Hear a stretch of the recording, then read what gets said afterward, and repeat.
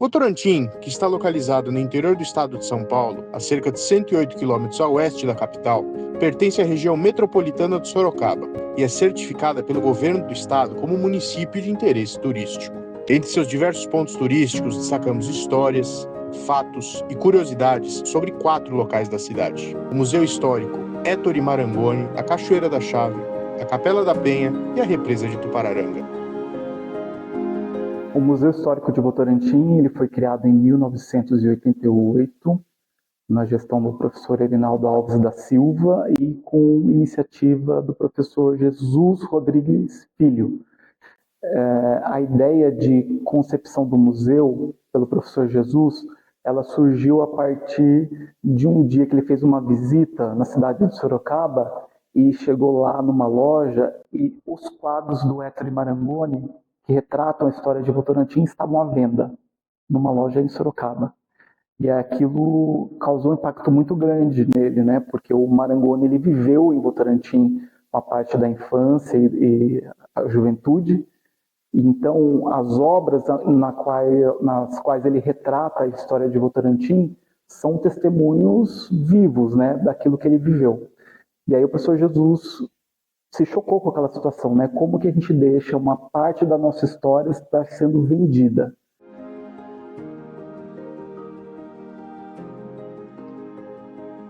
E aí começou um movimento para adquirir esses quadros, né? E aí também fazer uma coleção de objetos para fundar o museu. E aí em 88, 18 de dezembro de 1988, que é o dia do museólogo, o Museu de Votorantim abriu as portas. Ettore Marangoni foi um pintor suíço que ele deu criatividade através dos seus rascunhos e depois viraram aí quadros. Com certeza um acervo riquíssimo, porque quando ele viveu, esteve aqui em Votorantim, ele esteve retratando através de pesquisas e aí fazendo os desenhos numa época que nós não tínhamos a fotografia. Então o Ettore Marangoni hoje representa com certeza um grande marco histórico, porque tentou reproduzir de forma fiel, através das pinturas, do cuidado que ele teve, de melhor retratar os seus sentimentos, os sentimentos dos primeiros moradores. Então é possível ver em cada detalhe a preocupação de mostrar costumes, valores e tradições. Então hoje, com certeza, é uma homenagem altamente positiva denominar o Museu Público de Votorantim como Ettore Marangoni por tudo que representou. O acervo do museu ele é bastante diversificado, com obras de artes plásticas, objetos do cotidiano e também objetos que fizeram parte de movimentos históricos de Votorantim, como, por exemplo, objetos e materiais que falam sobre o processo de emancipação da cidade que aconteceu em 63, né, de Sorocaba e Votorantim, essa separação. As obras do Ettore Marangoni, que além dos quadros a gente tem esculturas e também maquinário, e os objetos do cotidiano, que as pessoas gostam muito de ver, que são aqueles gabinetes de curiosidade, né? Como era um rádio antigo, máquina de costura, máquina de escrever, lampião, panela. E esses objetos, eles são impregnados de significados, porque eles não são só objetos antigos, né? É um objeto em que o tempo que ele foi feito está parado ali. Então, a partir desse objeto, a gente consegue contar como era a sociedade naquele período, qual era o papel social das pessoas, dos homens, das mulheres, qual era a tecnologia daquele período, né? Então, esses objetos aparentemente são simples, mas eles têm significados muito profundos que a gente consegue trabalhar aqui para a gente refletir com qual foi o movimento da nossa sociedade, daquele período que ele foi produzido até o tempo de hoje. O museu ele tem um papel muito importante por si só, como um guardião do patrimônio histórico da cidade, seja o material, que são todas essas peças que estão aqui, quanto o imaterial, que são os registros que a gente tem para contar sobre a memória oral das pessoas que passam por aqui e deixam alguma informação. Aqui no museu a gente tem 2 pontos turísticos, que são a Cachoeira da Chave e a Capela da Penha, que estão retratados aqui no museu.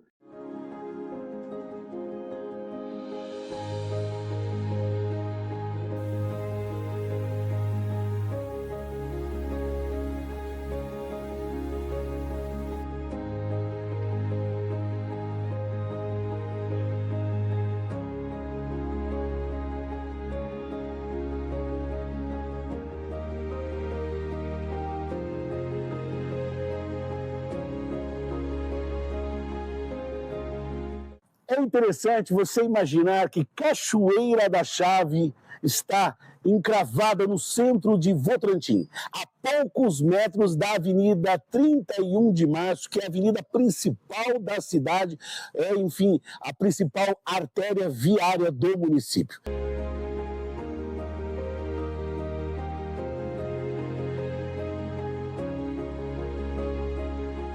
A cachoeira ela é fundamental na fundação do povoamento de Votorantim. Se essa cachoeira não existisse, talvez aqui tivesse se desenvolvido muito depois ou não tivesse se tornado uma cidade. Votorantim significa cascata branca em tupi-guarani, ou seja, a inspiração do nome da cidade se deve a esta cachoeira, que naturalmente é o desejo da maioria dos votorantinenses que ela receba, enfim, melhores condições para receber ainda mais turistas e se tornar cada vez mais um grande símbolo que representa a nossa cidade. A Cachoeira da Chave tem um fato histórico importantíssimo e que a cidade precisa valorizar. É a sua própria história. Dom Pedro II esteve aqui em Votorantim, que era bairro de Sorocaba, 4 vezes. A última, 11 de novembro de 1886. Nessa quarta, que foi a 4ª visita para a Cachoeira da Chave, Dom Pedro vinha com a comitiva de Sorocaba, depois que fazia todo o trajeto até chegar aqui, trem chegava em Votorantim e ia para a Cachoeira. Dizem os antigos e os registros confirmam que antes de todas as represas de água da região, o volume d'água da Cachoeira da Chave na época de Dom Pedro II devia ser algo assustador. Porque se hoje você percebe que tem bastante água, imagine sem nenhuma represa. Nada de água represada em lugar nenhum. Tudo se concentra na Cachoeira da Chave. Devia ser um espetáculo, uma coisa assim fabulosa, uma coisa assustadora.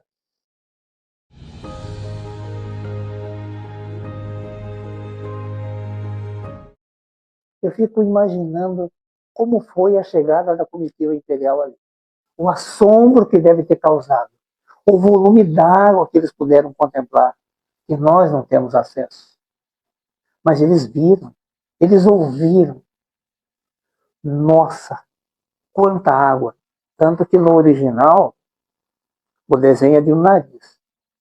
Saindo água e formando aquela nuvem, como se fosse uma neblina.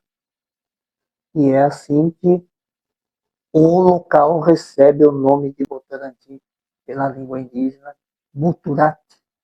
Deu Votorantim ao final.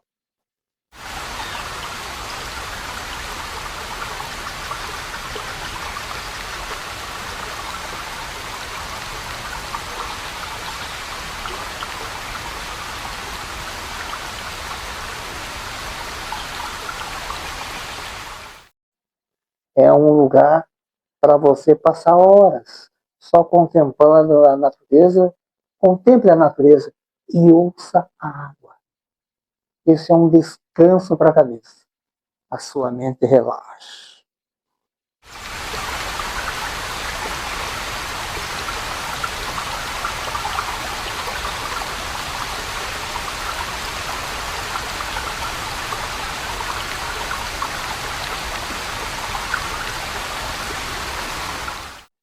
Não é possível pensar que uma riqueza como a Cachoeira da Chave esteja de fora de alguma área que envolva a vida em Votorantim e na região.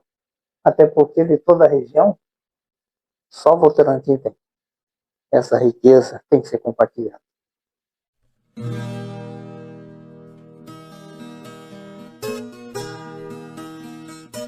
Além disso, a gente tem também aqui um retrato da Capela da Penha, feito pelo Ettore Marangoni, que é também a capela mais antiga da região inteira, né, que é do século XVIII, que ainda está em pé. É uma capela simples, humilde, mas cheia de significado, não só para Votorantim, mas para a região.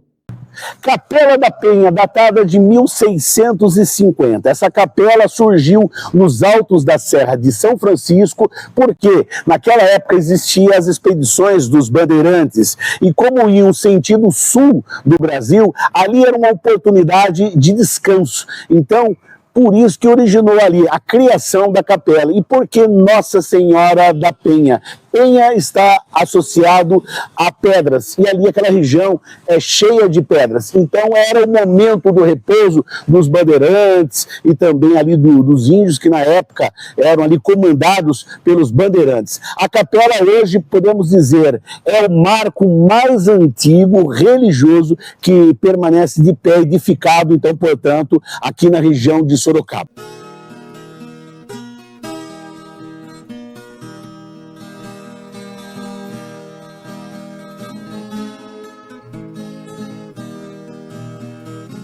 Sobre esse evento que eu faço, que de repente começou como uma brincadeira, e hoje se torna, completa 25 anos, seria 27 se não fosse a pandemia, virou uma tradição na cidade e faz parte da história de Votorantim. Nós arrastamos, hoje vamos falar centenas, 500, 1000 pessoas, 800 pessoas durante esse dia. Que o dia da caminhada é domingo após a Páscoa. Ou ela está indo fazer um pedido, ou ela está indo agradecer. Então existe um senso espiritual nisso daí.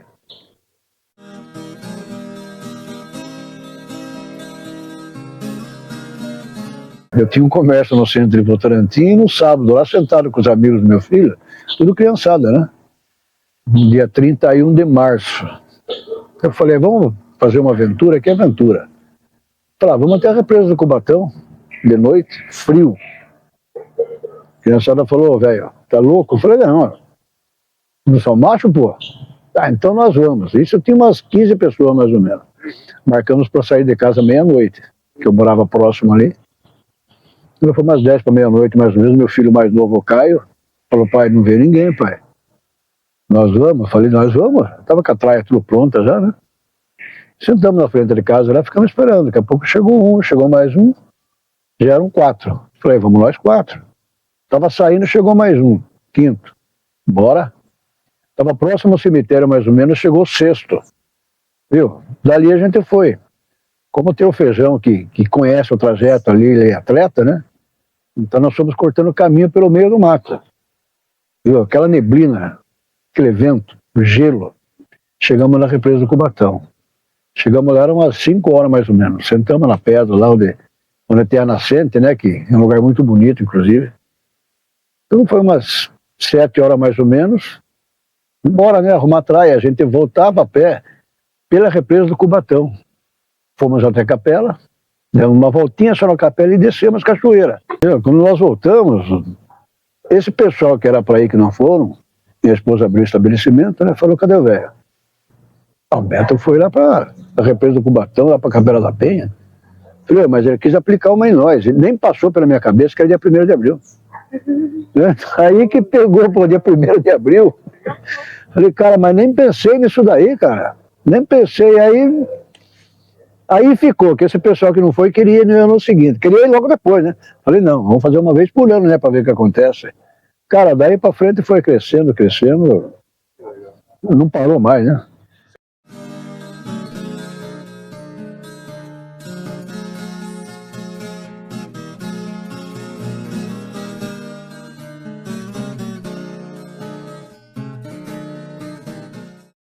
Então, quando foi a partir do 4º ano, eu comecei a arrumar patrocinador para camiseta, né? Fazer as camisas para marcar o evento.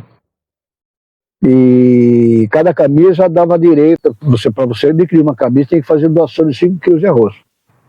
Então começou a leite, depois arroz e óleo, depois óleo e feijão, feijão e arroz. E assim foi.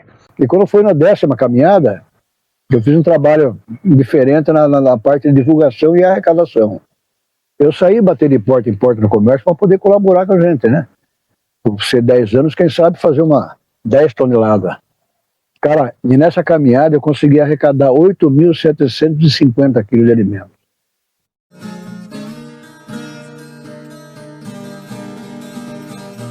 E esses alimentos sempre foram distribuídos para as entidades, Votorantim, Sorocaba, Piedade, Mairim, que é alumínio, Araçoiaba.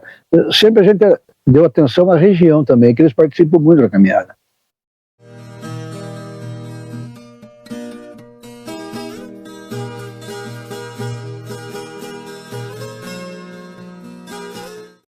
Muitas pessoas falam, pô, Beto, você que começou a estudar, né, cara? Eu tenho vontade, mas não tenho coragem. Eu falei, mas você nunca foi? Ah, mas não aguenta, mas você nunca foi, tentou ir? Entende? Então, eu acho que o objetivo seu traça o objetivo e vai atrás. Se você não for na caminhada, você não vai saber se você aguenta.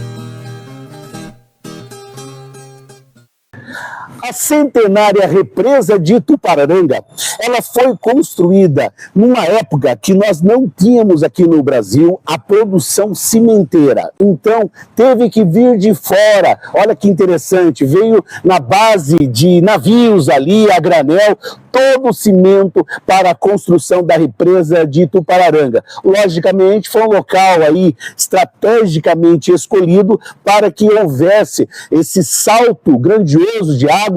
Então, hoje, a represa de Tupararanga, no momento atual, ela serve como o berço, maior berço de água potável da região e também contribui, como foi o objetivo naquela época, para gerar energia na usina da Light.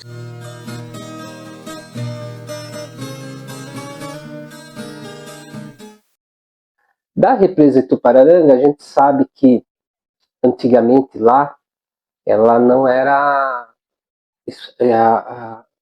geração de energia. Lá tinha a extração, tinha caieiras e a jazida de mármores e ardósias, que eles retiravam lá.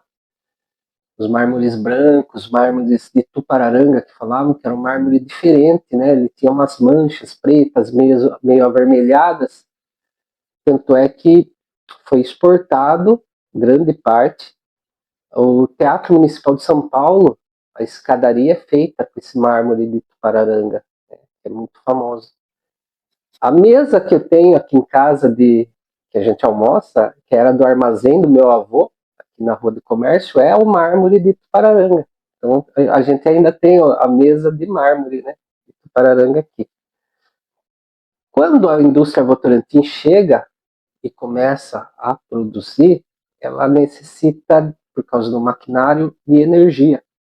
E aí o grupo Votorantim, que não era grupo Votorantim na época, era do Banco União, né? A fábrica era do Banco União, escolheram aquela região, porque lá tinha onde hoje é a represa, era a cachoeira de Tupararanga, era uma cachoeira de 18 metros de altura, e eles começaram a construção lá. E para a construção disso aí, começou a vir imigrantes de diversos locais, né? Então tinha os engenheiros que estavam lá, eram canadenses.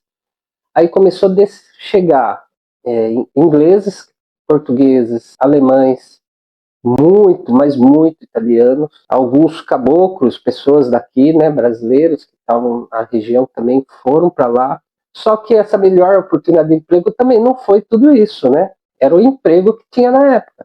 Era emprego braçal, serviço de quebrar pedra, carrinho de mão.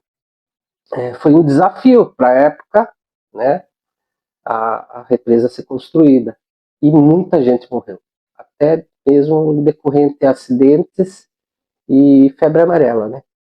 E aí Tupararanga começou a ser construída. Ela é inaugurada, né, em 3 de julho de 1913. Ela, na sua data de inauguração, ela foi considerada a 7ª maior represa, barragem, né, particular do mundo, pelo tamanho da sua obra, do desafio que foi, né.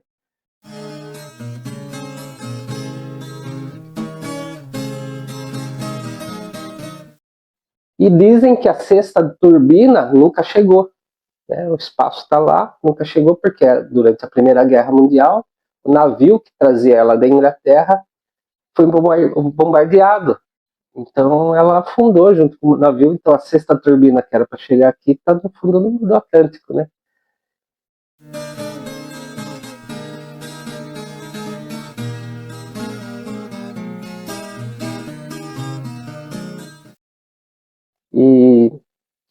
Mas Itubararanga começou a fornecer água, né, para Votorantim, né, essa grande, que canalizou, né, essa água que vinha, formou um manancial enorme ali de hídrico, né.